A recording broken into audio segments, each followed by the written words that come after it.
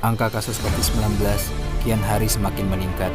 Dilansir dari halaman resmi COVID-19, tercatat ada sekitar 345.000 kasus COVID-19 yang terjadi di Indonesia. Hal ini berdampak pada seluruh aspek, terutama aspek pendidikan. Dengan alasan pembelajaran yang efektif, pemerintah mengeluarkan keputusan, yaitu pembelajaran jarak jauh melalui media online, seperti Google Meet, Zoom, maupun Google Classroom. Namun, alih-alih pembelajaran yang efektif, pada kenyataannya, pembelajaran terkesan kaku dan sulit dipahami. Serta tak jarang, pendidik hanya memberikan tugas yang menumpuk yang membuat motivasi dan semangat belajar siswa menjadi turun. Lalu, bagaimana solusinya?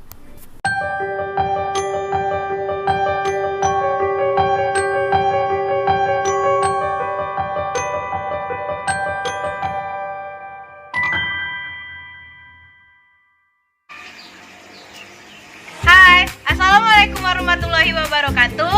Kami dari Universitas Sriwijaya. Saya Cantika Nugraha Chania Bunga. Saya Ragil Sumadi. Saya Muhammad Iqbal Abrar. Dengan Bangganya Mempersembahkan optimalisasi sistem pendidikan online melalui podcast. Pendidikan adalah di mana di dalamnya memiliki suatu proses tukar-menukar informasi antara pendidik maupun peserta didik. Nah, pendidikan di Indonesia pada saat COVID-19 kali ini yaitu berubah menjadi pendidikan berbasis online atau daring. Nah, diketahui di Indonesia sudah lama melakukan pendidikan secara offline. Akan tetapi sekarang pendidikan di Indonesia malahan melakukan pendidikan secara online. Nah, pendidikan secara online memicu beberapa permasalahan dan dampak negatif bagi kalangan mahasiswa. Nah, pada pemicu dan permasalahan kali ini yaitu salah satunya rasa kebosanan. Rasa kebosanan pada mahasiswa itu menyebabkan kurangnya dan menurunnya kreativitas aktif mahasiswa pada saat jam pelajaran dimulai. Berdasarkan latar belakang dapat dirumuskan masalah. Yang pertama, bagaimana kondisi pendidikan di Indonesia pada saat COVID-19. Yang kedua, bagaimana solusi yang tepat dan efektif untuk menghadapi permasalahan pendidikan online di masa pandemi COVID-19. Berunjuk dari rumusan masalah kita ke tujuan. Nah, tujuan yang pertama yaitu untuk mengetahui kondisi pendidikan di Indonesia pada saat pandemi COVID-19. Yang kedua, untuk mengetahui solusi yang tepat dan efektif untuk permasalahan pendidikan online pada saat pandemi COVID-19. Selanjutnya yaitu manfaat. Manfaat yaitu terdapat dua. Yang pertama, manfaat teoritis, yang kedua manfaat praktis. Manfaat teoritis yang pertama diharapkan dapat menggambarkan tentang bagaimana konsep pendidikan di Indonesia pada saat COVID-19 yang baik dan sebagai sarana perkembangan inovasi dalam dunia pendidikan. Yang kedua, manfaat praktis. Manfaat praktis yaitu sebagai sarana informasi tentang bagaimana kondisi dunia pendidikan di Indonesia agar menjadi bahan pertimbangan dalam mengambil kebijakan dan keputusan. Pada bagian metode penulisan, kami melaksanakan penelitian di awal bulan Oktober, tepatnya pada tanggal 1-11 Oktober 2020, yang dimana objeknya adalah kampus kami sendiri, yaitu Universitas Sriwijaya. Metode penelitian yang kami gunakan ini menggunakan metode atau model pengembangan AD. Apa itu model pengembangan AD? Model pengembangan AD itu adalah Analyze, Design, Development, Implementation, dan Evaluation. Dengan menggunakan metode ini, data yang kami dapatkan akan jauh lebih terukur dan sistematis. Selain itu, kami juga menggunakan jenis penulisan deskriptif dengan pendekatan kualitatif. Tujuannya agar kami dapat menggambarkan atau mendeskripsikan secara sistematis fakta-fakta atau fenomena yang terjadi yang ada di lapangan. Teknik pengumpulan data pada penelitian kami ini terdiri dari kajian pustaka dan wawancara. Jadi pada awalnya, kami mencari sumber data terkait pokok pembahasan melalui kajian pustaka. Untuk memperkuat argumen, kami langsung mewawancarai mahasiswa yang ada di Universitas Sriwijaya. Berdasarkan masalah yang tertulis pada rumusan masalah dan pendekatan penulisan yang kami gunakan, kami menganalisis data-data yang diperoleh melalui teknik analisis data kualitatif. Untuk pembahasan, di sini kami menggunakan metode FD dan ada 5 tahapan teman-teman sekalian. Tahapan yang pertama tahapan analisis, yang kedua itu ada tahapan desain, yang ketiga tahapan mengembangkan, yang keempat tahapan implementasi, dan yang kelima evaluasi. Karena setiap tahapan itu harus kita evaluasi teman-teman sekalian. Dan di sini ya, dari hasil tahapan-tahapan yang sudah kami jalankan, di sini ada rekapitulasi validasi data dari 3 ahli.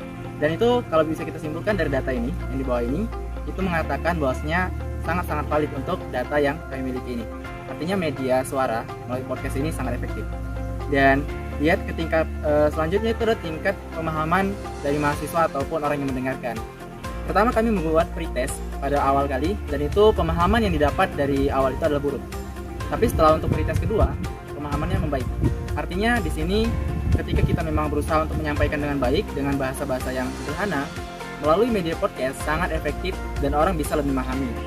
Lebih cepat untuk memahami materi yang disampaikan itu ketika memang bahasa yang digunakan simple dan tidak terlalu ribet, dan juga gaya bahasa dari pemateri sangat berpengaruh. Dan yang selanjutnya itu ada tingkat keaktifan mahasiswa melalui pembelajaran podcast. Dan di sini terlihat mahasiswa itu aktif dari media podcast ini, dan terbukti ini memancing gairah, memancing keaktifan mahasiswa untuk lebih memahami materi. Karena apa? Ketika memang dia tidak bisa memahami materi itu, satu-satunya jalan dia untuk menanyakan materi untuk memahaminya adalah dengan kawan ataupun kepada dosen. Seperti itu teman-teman. Jadi mau tidak mau mahasiswa ini harus untuk aktif, dan mau tidak mau mereka juga harus mendengarkan materi yang ada di podcast ini. Karena jika tidak mendengarkan, maka mereka tidak akan bisa memahami, dan ketika mereka tidak bisa memahami, mereka nggak tahu untuk nanya ke siapa ketika memang mereka tidak mendengarkan itu. Dan di sini teman-teman, produk yang kami gunakan dalam produk kali ini adalah teori mikroekonomi. Dan di sini memang terdapat beberapa kritik dan saran, yaitu bagaimana dari beberapa ahli ya, dari ahli materi, ahli bahasa juga di sini. Dalam teman-teman yang di sini atau di sini nanti dimasukkan. Nah, di sini kita lihat pernyataan bahasa harus tugas dan mudah dimengerti, pemahaman materi dan sebagainya. Memang itu dibutuhkan pada saat mengisi podcast, dan itu memang skill yang utama dalam mengisi podcast. Selain materi, pemahaman materi, juga gaya bicara sangat-sangat mempengaruhi orang untuk memahami dan tertarik pada podcast ini. Dan dari beberapa hal yang telah disampaikan tadi, dapat kita simpulkan ya, bahwasanya podcast ini sangat-sangat efektif untuk digunakan sebagai media belajar online pada saat pandemi ini. Karena kita lihat dari sistem keaktifan tadi, pemahaman mahasiswa tadi, pemahaman orang yang mendengarkan tadi, serta ketertarikan mereka terhadap dunia podcast juga mempengaruhi juga. Dan perlu teman-teman tahu bahwasanya podcast di Indonesia baru booming pada tahun 2018 atau 2019 kalau nggak salah.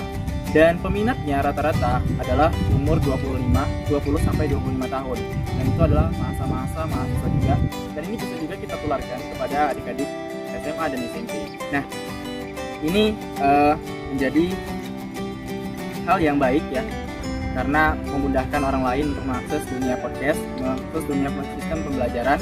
Karena di masa pandemi ini banyak sekali kendala, selain masalah kendala cyber, juga dihadapi masalah kendala jaringan yang tidak stabil. Kita lihat banyak di daerah-daerah kita yang belum bisa mengakses internet secara mutlak. Artinya mereka bisa mengaksesnya melalui podcast dengan cara mendownload dulu, kemudian mereka dengarkan di rumah. Mungkin ini teman-teman bisa kita ambil kesimpulan bahwasanya podcast sangat efektif digunakan pada saat ini.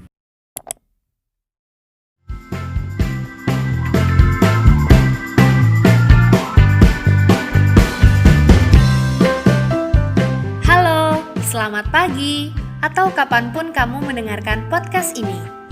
Dimanapun dan dalam kegiatan apapun, kamu mendengarkan podcast Ngegas, ngomongin tugas. Woi! Semoga kamu dalam keadaan sehat dan kondusif untuk tetap belajar.